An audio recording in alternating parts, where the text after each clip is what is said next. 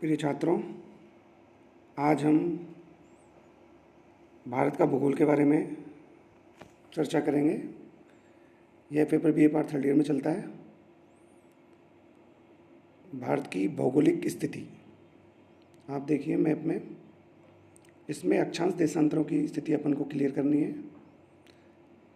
उत्तर में देखेंगे आप जम्मू कश्मीर और दक्षिण में केरल, और इधर की साइड पश्चिम में देखेंगे तो गुजरात, और पूरब में देखेंगे तो अरुणाचल प्रदेश। ये इनके सुदूरतम क्षेत्र हैं। अब ये देखिएगा उत्तरी अक्षांश पर नीचे देखिए 18 डिग्री 4 मिनट से नॉर्थ से उत्तरी अक्षांश से 37 डिग्री 6 मिनट उत्तरी अक्षांश तक भारत का मुख्य भूमि का विस्तार पाया जाता है। और देशांतरों के हिसाब से आप देखेंगे तो पूर्वी देशांतर, ई का मतलब यहाँ पे पूर्वी, तो 97 डिग्री 25 मिनट पूर्वी देशांतर से, ये 68 डिग्री 7 मिनट पूर्वी देशांतर से 97 डिग्री 25 मिनट पूर्वी देशांतर तक इसका विस्तार है। नेक्स्ट अपन इसमें देखेंगे कि एशिया में भारत की स्थिति कहाँ पे है। तो एशिया महाद्वीप में भारत दक्षिण में पड़ता है। नेक्स्ट अब देखिएगा, इसमें अपन ने इसकी लंबाई को दर्शाया है कि उत्तर से दक्षिण इसकी लंबाई क्या है और पूर्व से पश्चिम इसकी लंबाई क्या है। तो भारत पूर्व से पश्चिम की बजाय उत्तर से दक्षिण ज़्यादा लंबा है। उत्तर से दक्षिण इसकी लंबाई 3214 किलोमीटर है, जबकि पूर्व से पश्चिम इसकी लंबाई 2933 किलोमीटर है। अब इसमें बिंदु दे रखे, ये देखिएगा भारत का क्षेत्रफल 32,87,263 वर्ग किलोमीटर फैला हुआ है।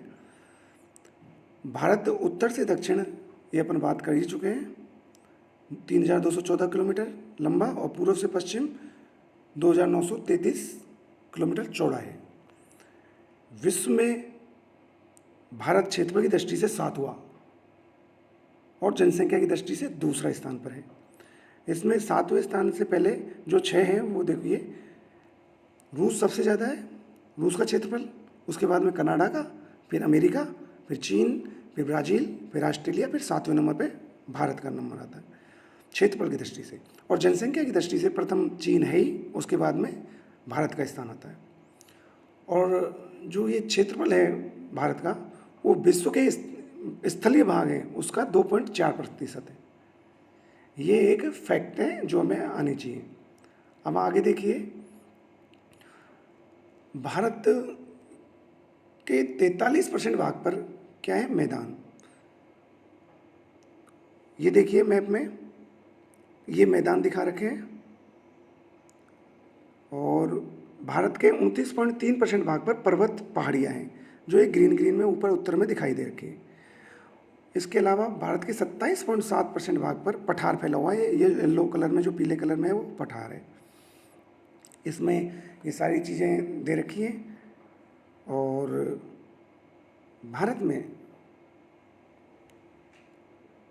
पूर्व में स्थित 7 सिस्टर हैं, जिनमें ये 7 हैं: अरुणाचल प्रदेश, असम, मेघालय, मणिपुर, मिजोरम, त्रिपुरा, नागालैंड। इनको क्या कहते हैं, 7 सिस्टर। ये 7 राज्य आते हैं। नेक्स्ट, अक्षांश और देशांतर रेखाएं ग्लोब पर खींची गई काल्पनिक रेखाएं होती हैं। ये एक बार अपन को आना चाहिए कि अक्षांश और देशांतर रेखाएं, तो इसका थोड़ा सा अपन इसमें अध्ययन कर लेते हैं। अक्षांश रेखाएं भूमध्य रेखा के समानांतर खींची गई काल्पनिक रेखाएं होती हैं। ये देखिए पहला जो चित्र है उसमें इसमें ये दर्शाया गया है। और देशांतर उत्तरी ध्रुव से दक्षिणी ध्रुव को मिलाने वाली काल्पनिक रेखाएं होती हैं। नेक्स्ट, अब इसमें देखिएगा जो अपन ने इस पर चर्चा कर चुके हैं कि इनका विस्तार, अक्षांशीय देशांतर विस्तार क्या है, वो चर्चा कर ही चुके हैं। इसके अलावा भारत कौन से गोलार्ध में है, देखिएगा जो 0 डिग्री भूमध्य रेखा है उसके उत्तर में उत्तरी गोलार्ध है, और उसके दक्षिण में दक्षिणी गोलार्ध है।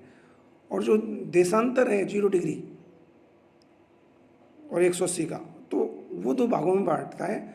जो पूरब का भाग है जो पूर्वी गोलार्ध, और पश्चिम का भाग है वो पश्चिमी गोलार्ध। तो भारत उत्तर पूर्वी गोलार्ध में स्थित है। ये चर्चा हो गई यहाँ पे। अब इसके बाद में आप नेक्स्ट देखिएगा, जीएमटी के आधार पर समय का आकलन किया जाता है। पूरी दुनिया विश्व में सबका ही एक जीएमटी है, इसके आधार पर ये समय का निर्धारण किया जाता है कि कहाँ कितने बजे हुए।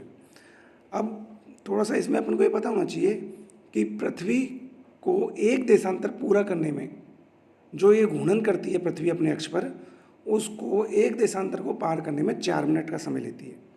अब देशांतर 360 डिग्री है, तो 360 डिग्री को 4 से इंटू करोगे तो आएगा 1440 मिनट्स। अब इन 1440 मिनट में अगर अपन 60 मिनट का भाग देंगे, 60 का भाग देंगे तो 24 घंटे आ जाएंगे। तो ये एक दिन का समय हो जाता है, क्योंकि पृथ्वी जो अक्ष अपने अक्ष पे घूमती है वो 24 घंटे में एक चक्कर पूरा कर लेती है। अब नेक्स्ट आप देखिएगा, भारत के जो मध्य में होके, मध्य में नहीं, जो एक पूर्वी देशांतर है 82.5 डिग्री, उसका उपयोग समय निर्धारण के लिए किया जाता है भारत में। इसको क्या कहते हैं, इंडियन स्टैंडर्ड टाइम, IST। अब इसका दे रखा है कि जो GMT है, ग्रीन जो 0 डिग्री है देशांतर रेखा है, वो GMT से कितने आ गए, ये IST 5.5 घंटे, 5 घंटे 30 मिनट आ गए।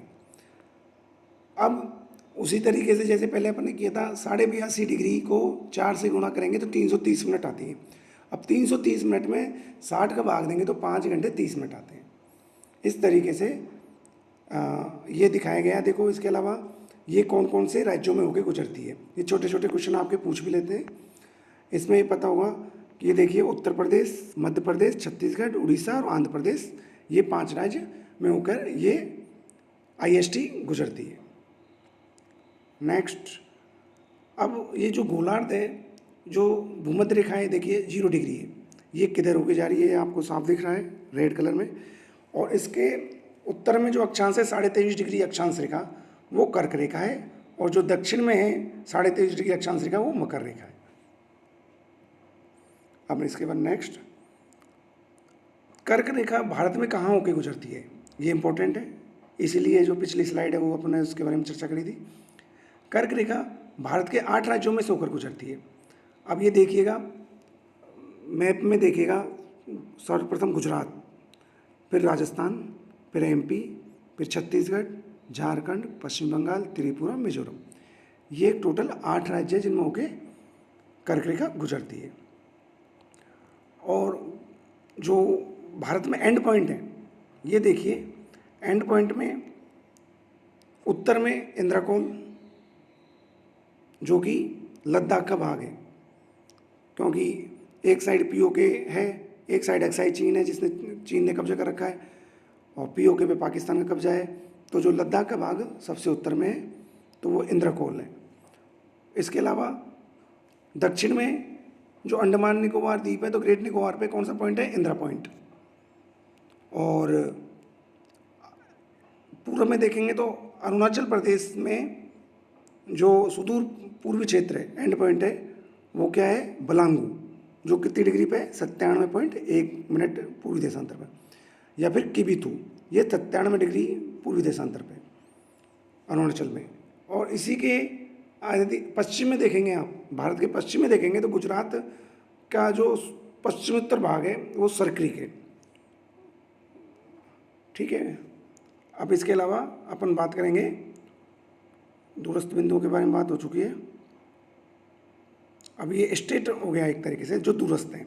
सबसे उत्तर में जानते ही हैं जम्मू कश्मीर है, और सबसे दक्षिण में केरल नहीं होके तमिलनाडु है। काफ़ी गलती कर देते हैं, केरल बोल देते हैं, तो कौन सा है, तमिलनाडु। और सुदूर पूर्व में अरुणाचल प्रदेश, और पश्चिमोत्तर में, सुदूर पश्चिम में गुजरात। ये इसके दूरस्थ बिंदु हैं।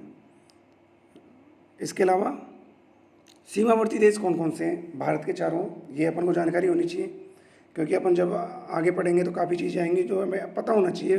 पूरी भारत की भौगोलिक स्थिति और पॉलिटिकल राजनीतिक स्थिति अपन को पता होनी चाहिए। सीमावर्ती देशों में इसके देखिएगा, पश्चिम में पाकिस्तान, उत्तर पश्चिम में अफ़गानिस्तान और उत्तर पूर्व में चीन, तिब्बत, नेपाल, भूटान, म्यांमार, बांग्लादेश। कुल मिला के 7 सीमावर्ती देश हैं जिनसे सीमा लगती है। और वैसे पड़ोसी देश श्रीलंका, मालदीव है, हालांकि सीमा नहीं लगती है, लेकिन ये पड़ोसी देश हैं। भारत की सबसे लंबी स्थलीय सीमा बांग्लादेश से लगती है। बांग्लादेश से भारत की स्थलीय सीमा सबसे लंबी लगती है और सबसे कम अफगानिस्तान की लगती है 106 किलोमीटर। ये महत्वपूर्ण है, छोटे छोटे क्वेश्चन आपके आते रहते हैं। अब नेक्स्ट देखिएगा, बांग्लादेश की भारत में 5 राज्यों से सीमा लगती है।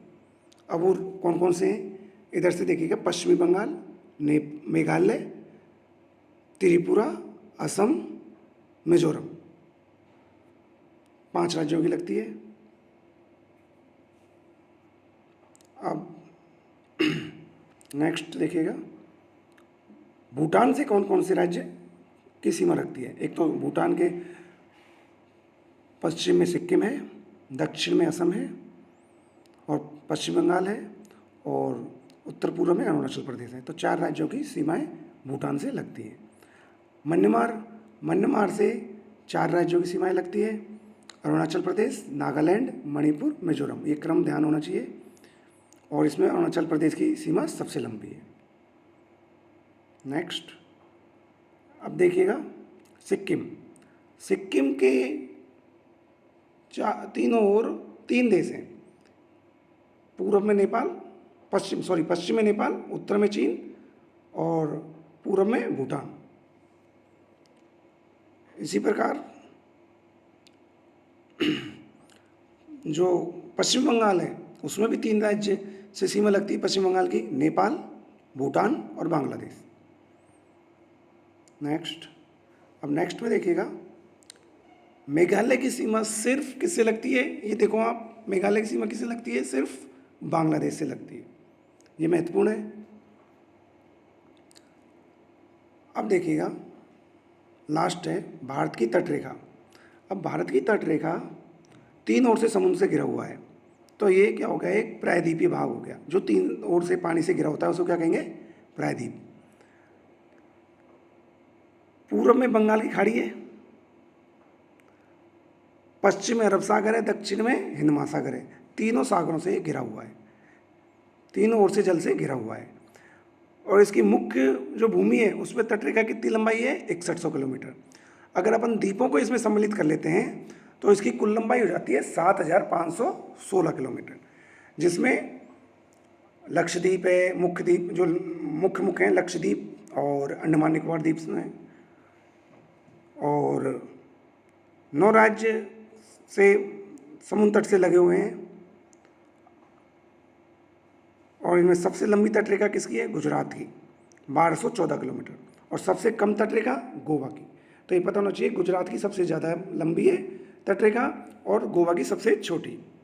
अब ये 9 राज्य कौन कौन से हैं जिनसे समुद्र तट से हैं, गुजरात, महाराष्ट्र, गोवा, कर्नाटक, केरल, तमिलनाडु, आंध्र प्रदेश, उड़ीसा और पश्चिमी बंगाल। ये टोटल 9 राज्य हो गए जिनकी सीमा समुद्र से लगी हुई है राज्यों की। इसके अलावा सबसे ज़्यादा तटरेखा वाला केंद्र शासित प्रदेश कौन सा है, अंडमान निकोबार। इस तरीके से ये भारत की पूरी भौगोलिक स्थिति के बारे में अपन ने चर्चा करी है। तो ये अपन को अच्छी तरह आनी चाहिए, फैक्ट्स हैं ये, अपन जब पढ़ाएंगे उससे पहले अपन को ये सारी चीज़ें आनी चाहिए। इसलिए यहाँ पे ये बहुत महत्वपूर्ण है, आप इस पर ध्यान दिएगा। धन्यवाद।